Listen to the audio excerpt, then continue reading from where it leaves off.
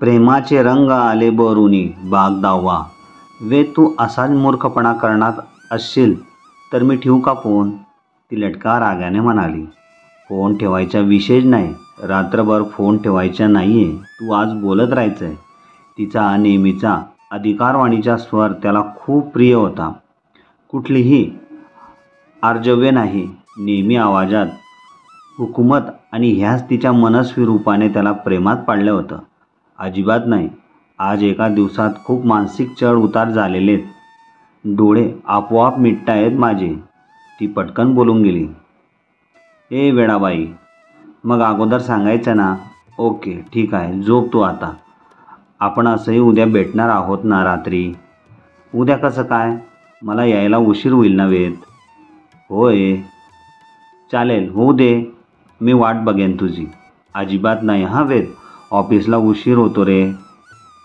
ए यार, असं नाही, तो चिडक्या स्वरात म्हणाला. वेद, तुला ऐकावं लागेल. आणि हो, कुठल्याही संभाषणात, चर्चेत, भांडणात माझा शब्द शेवटचा. ओके आहे मान्य तुला? बरं बाबा, आता सरळ ऑफिसात भेटू. उद्या दिवसभर फोन तर तू करणार नाहीस, हो ना? हो बरोबर. ठीक आहे यार. काय आता? Bye, good night. अजून काही? मिस यू यार सोना. Missing you too. झोप आता. सोमवारी भेटू. उद्या रात्री फोन करेन पोचले की.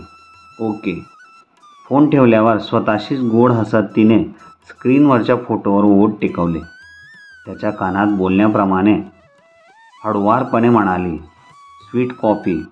समोर हवेच्या झुळकीरशी फुलपानं हळुवार डोलत होते. तिला आवडतात म्हणून लावलेल्या गुलाबशिंच्या फुलांचा गोडसर धुंद सुगंध तिला नेहमी त्याची जाणीव करून द्यायच्या. त्या उमललेल्या मोहक फुलांकडे पाहून नकळत तिचे डोळे भरून आले. रेवा आणि त्याच्या मैत्रीविषयी येणारी अभद्र शंका तिने झटकून टाकली. बसल्या जागेवरूनच दीर्घ श्वास घेत तिने तो सुगंध श्वासात भरून घेतला आणि त्या सुगंधरसची त्याची जाणीव मनभर पसरली. आणि त्याला असंच मनात बंदिस्त करून द्यावं, कुणाचीही नजर याच्यावर पडायला नको, असा प्रेमखुळा विचार डोक्यात आल्यावर तिला हसू आलं. आणि आपण असे एकांतात उगाच असतोय हा विचार करून प्रेम वेडं असतं किंबहुना वेडं लागतं असं वाटू लागलं होतं. आणि असा निष्कर्ष स्वतःप्रत काढून ती झोपायला गेली. दिवसभर आई, बाबा, ताई यांच्याशी मनमोकळं बोलून आईकडून लाड करून घेत पुण्याला निघायची वेळ केव्हा झाली ते कुणालाच कळलं नाही. रेमाला वेदाबद्दल सांगताना तिने रेवाचा उल्लेख जाणीवपूर्वक टाळला होता. का कुणास ठाऊक, एक अनामिक भीती मात्र तिच्या मनात घर करून बसली होती. कधी नव्हे ते आज जर घर सोडताना पाय निघत नव्हता आणि डोळ्यात वेदला भेटायचीही ओढ होती. नात्याच्या या दोन्ही पैलमध्ये ओढीमध्ये प्रेम नव्यानेच गवसवत होते, उमलू पाहत होते. त्यामुळे ते नवखेपण गोड हुरहुर लावत होते. भरलेल्या डोळ्यांनी निरोप घेऊन ती निघाली. 2.5-3 तासांच्या या प्रवासात बाबांशी देखील ती खूप विषयांवर भरभरून बोलली होती. पहिली नोकरी, आलेल्या अडचणी, तिच्या बाबा तिची होत असलेली स्तुती, हे तिने अगदी शाळकरी पोरीच्या कोवड्या उत्साहात बाबांना सांगितलं. एरवी कधी ते सोडवायला आले की इंदापूरला कानात टाकलेले हेडफोन्स सरळ बिबेवाडीलाच कानातून बाहेर यायचे. आज त्यांची गरज पडली नव्हती. पैसा नाही तर थोडासा सुसंवाद ही नात्यांसाठी किती महत्त्वाचा असतो याची जाणीव नकळत का होईना श्रीकांत मोहित्यांना झाली होती. मन विचारांच्या गुंत्यात अडकून पडलं. मुलींच्या अल्लड उमळत्या वयात तिच्या फुलपाखरी कॉलेजच्या दिवसात आपण पालक म्हणून तिच्याशी सुसंवाद ठेवायला, तिला समजून घ्यायला कमी पडलो.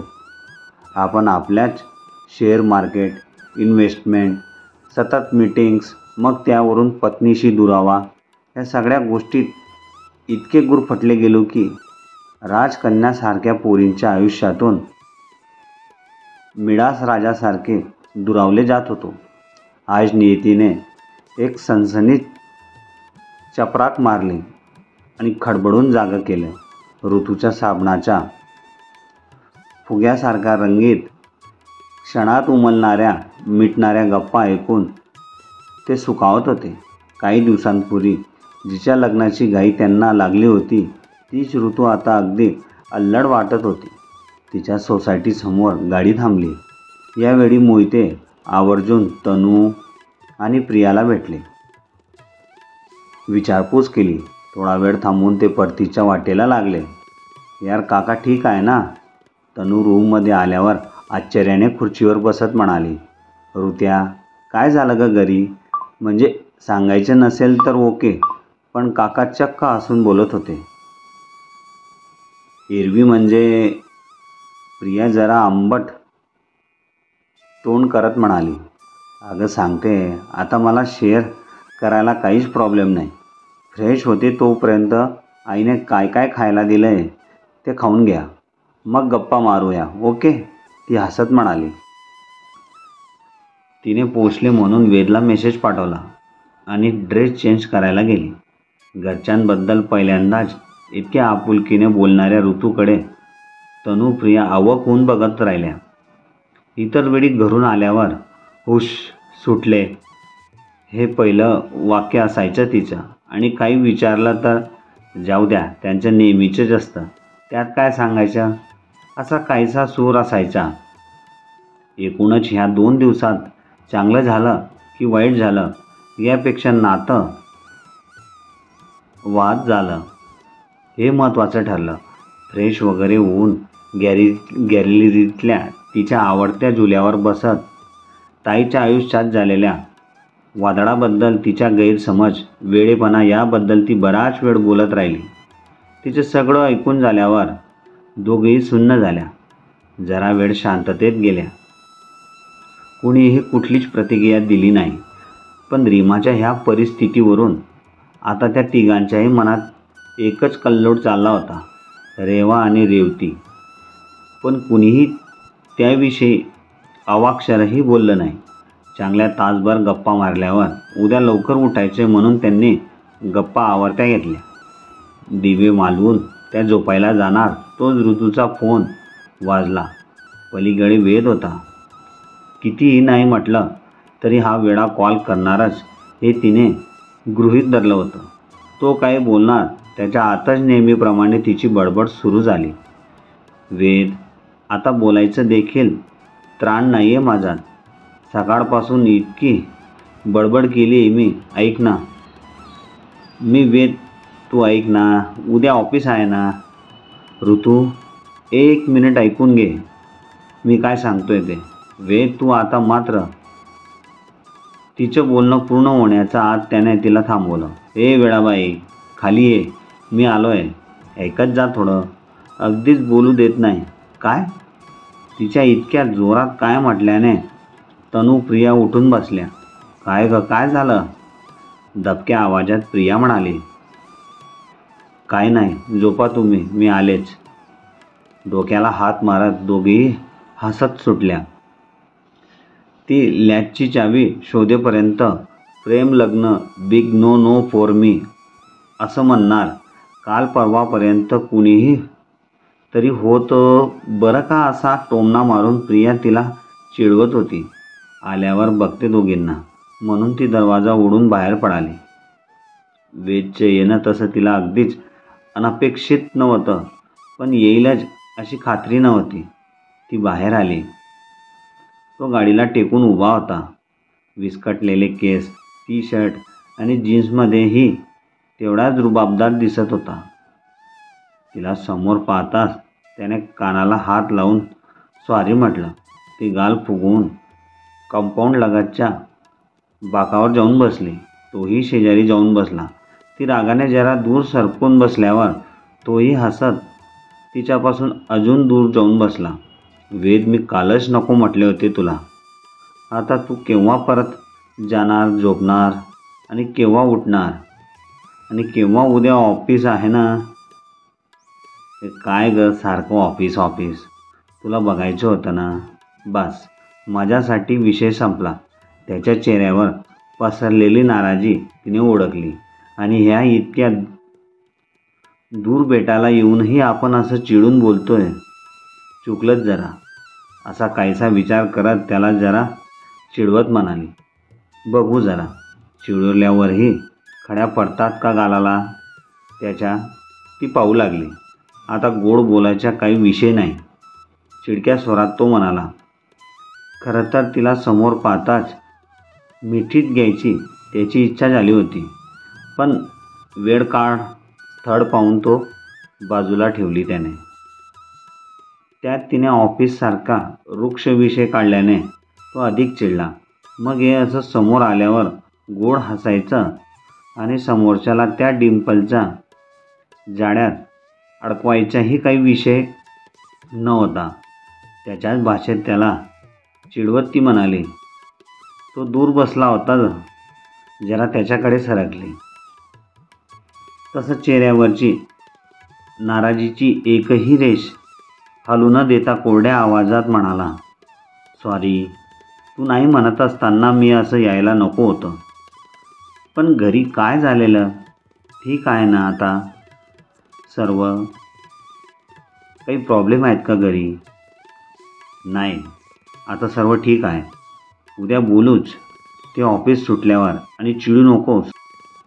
मी रागावू नाही शकत का तुझ्यावर? थोडंसुद्धा रुसू नको. लाडीकपणे त्याचे मन वळवण्याच्या प्रयत्नात ती होती. ऋतू, मला माझ्या प्रत्येक क्षणात तू हवी आहेस. जेव्हा वाटेल तेव्हा मी भेटायला येणार.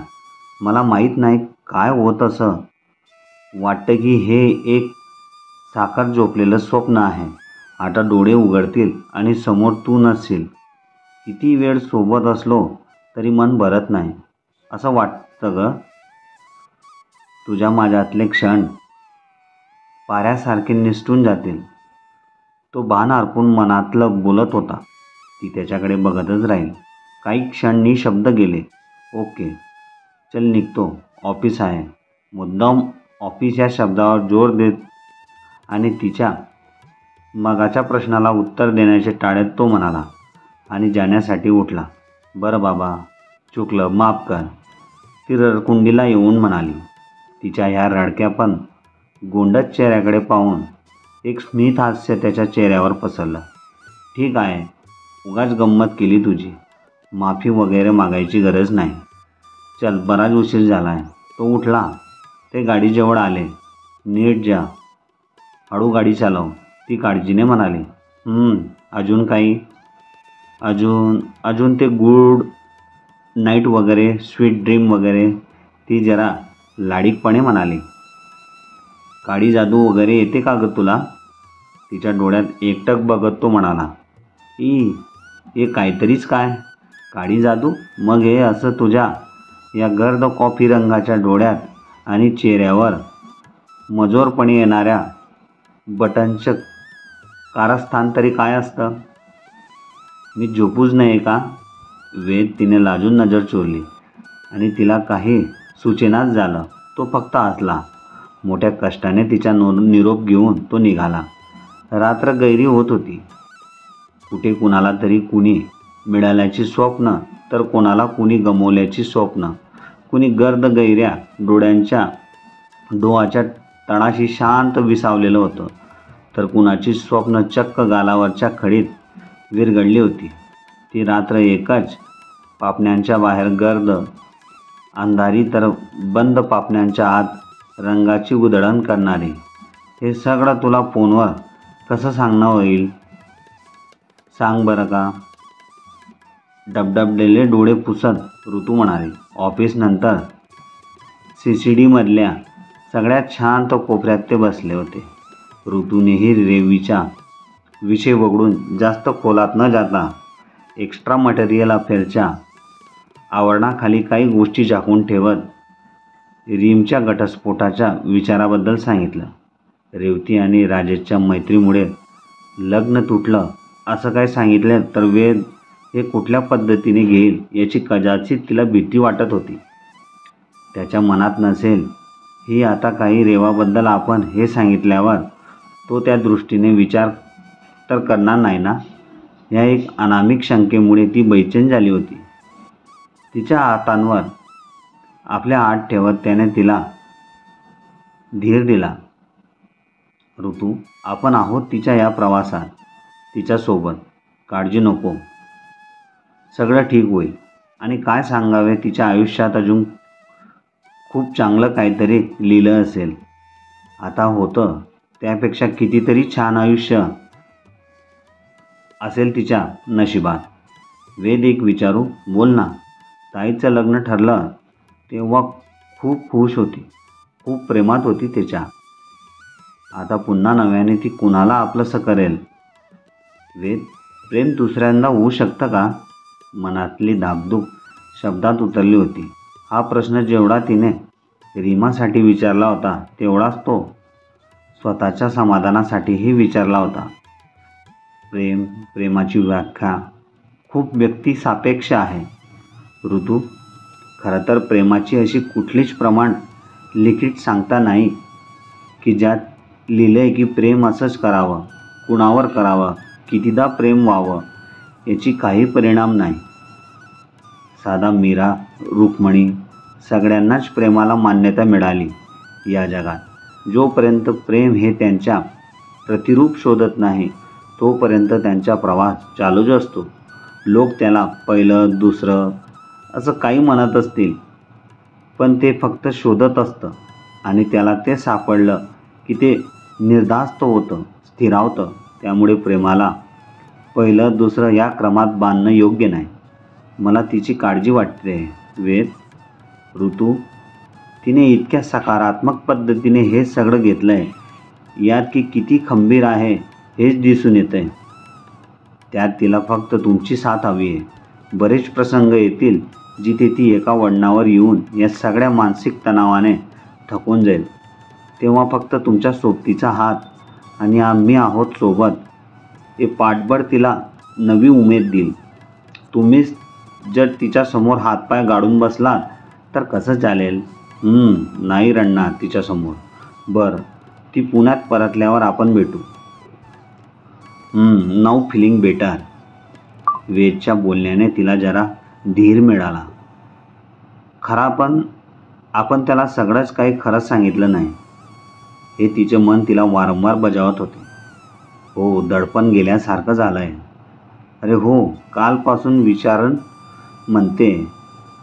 आता आठवलं, ते महिन्याअखेरीस आपली ट्रेनिंग ग्रुपची जी ट्रिप आहे त्यातून मी एक बॅकआउट करू शकते का?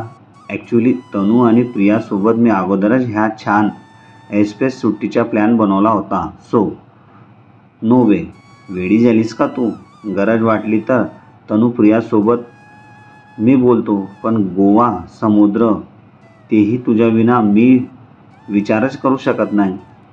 शिवाय काय? तिने सहैतुक त्याच्याकडे बघितलं. शिवाय हेच की तुझ्याशिवाय काहीच नाही तू हवी तिथं. तो काहीतरी लपवत असल्यासारखं बोलला. खूप हट्टी आहेस ना तू? अरे विषय आहे का? नो करो, प्रेम आहे माझं आणि किती अवघड होतं ते मिळवणं माझं मलाच ठाऊक. आता हट्ट तर करणारच, मग तो कॉफीसाठी असू दे की स्वीट कॉफीसाठी असू दे. तो तिच्या हातात घेऊन बोलला. आणि मी नाही म्हटलं तर? त्याच्या हातातून हलकेच हात सोडवत ती म्हणाली. तू नाही म्हणाला, मी तुझी परवानगी मागितली कुठे? समोर ठेवलेल्या कॉफीचा एक घोट घेत तो म्हणाला. तू असं काही बोलणार असेल तर मी नाही येणार गोव्याला, सांगून ठेवते. प्रॉमिस कर, तिकडे गेल्यावर असं काही कॉफी, स्वीट कॉफी बोलणार नाही ते. लाजेने ती गोरीमोरी झाली होती. ओके बाबा, तिकडे गेल्यावर कॉफी, स्वीट कॉफीबद्दल अजिबात बोलणार नाही. पक्का प्रॉमिस? मग ठीक आहे. बोलणार नाही हे प्रॉमिस आहे. घेणार नाही याबद्दल काहीच ठरलं नाही हे फक्त लक्षात ठेव. तिला पाहून हलकेच विंग करत तो म्हणाला. वेद, मी बोलणार नाही. जा. गालावरची लाली लपवायचा पुढा प्रयत्न करत ती म्हणाली. बराच वेळ ते आपल्याच गोड गुलाबी गप्पात हरवून गेले.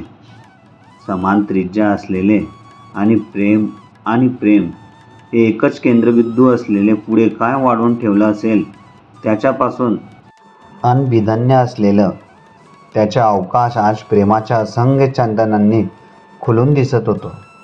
मित्रहो, कथा आवडली असेल तर चॅनलला प्लीज सबस्क्राईब करा आणि व्हिडिओला लाईक, शेअर आणि कॉमेंट नक्की करा. धन्यवाद.